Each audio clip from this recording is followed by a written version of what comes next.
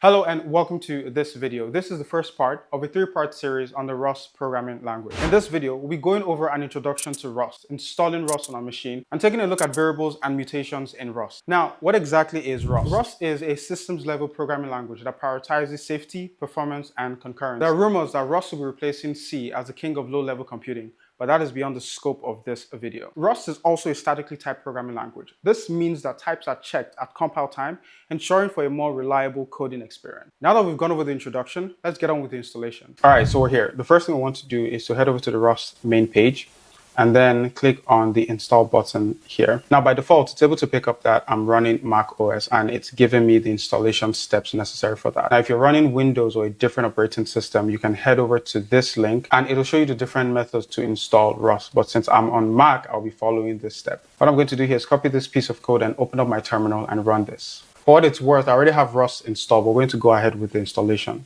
So I'm going to paste this command in my terminal. It's giving me a bunch of options. I'm just going to select number 1 because I want a default installation. Now the installer is going to go ahead and download Rust on my computer. Now our Rust installation is completed and successful. Now that we have that, now that we've successfully installed Rust, we're going to go ahead and look into the concepts we'll be covering in this video. All right, we're going to dive into variables and mutability in this video. Like I mentioned earlier, Rust is a statically typed programming language. And one of the things to keep in mind is if you do not explicitly assign a type to your variables, Rust will infer a type. And this is something to pay attention to. We'll be getting into that much later in this video, but it's something to keep in mind. And again, we'll be looking a lot more into data types in the part 2 of this series. All right, so let's get into understanding variables in Rust. The first thing we're going to do is we're going to spin up our terminal and create a new Rust project. Now, to create a new Rust project, we're going to run cargo new name of the project. In this case, it is Rust1. Once we click on enter, Cargo is going to go ahead and spin up a new project for us. So now our project has been created. We're going to cd into that directory and open up with VS Code. By default, the let keyword creates an immutable variable. A lot more mutations much later in the video. But what that simply means is once you assign a value to the variable, you can't change that value at all. Now, secondly, the static keyword is very similar to the let keyword. It is also immutable by default, except explicitly declared to be a mutable variable.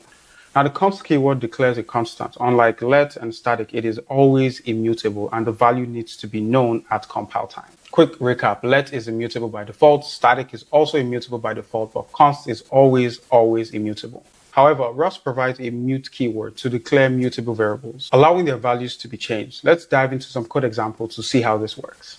So what we have here is a simple main function, and we have a variable x that has been declared with the keyword let with the value of 5. At line 3, we're simply printing that value out. Line 4, again, same thing, but a variable y with the value of 10. Line 5, we're printing that out. We can just simply run this code and see what that looks like. So what's happening is we're getting the value x is 5, y is 10. Now, like we talked about earlier, by default, Rust makes all its variable immutable. This means, again, you cannot change the value of the variable down the line. So to make your variables mutable, we need to explicitly add the mute keyword somewhere in our variable. So let me show you how to do that. So right now, if we were to test what it would look like if we try to change the variable of our program, it will fail. But let's see what that looks like. So we could go ahead and do x equals 12. Save that and run.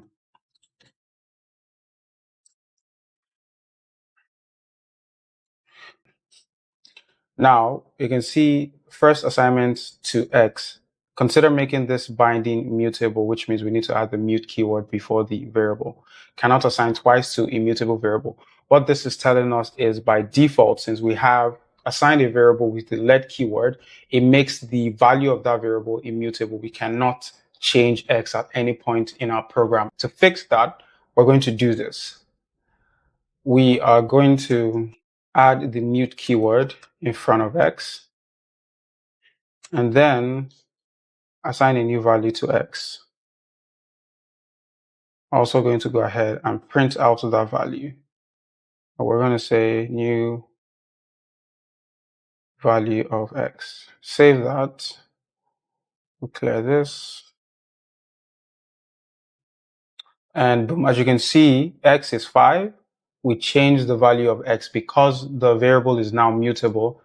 It comes in here and it prints new value of x is 12 and y is equals 10. So this is how you get into working with Rust and mutability in Rust and being able to change values if you so deem fit.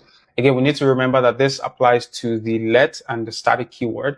If we were to set a variable with the const keyword, this isn't going to work because every single variable that was declared with a const keyword is always immutable. It doesn't matter if you add the mute keyword in front of it. So this only applies to the let keyword and the static keyword. Okay, so now for a quick recap. We went over an introduction to Rust. We installed Rust on our machine. We went over the different ways to declare a variable. And lastly, we took a look at variables and mutation. In our next video, we'll be taking a look at data types in Rust. Make sure to stick around for that. Thank you for watching.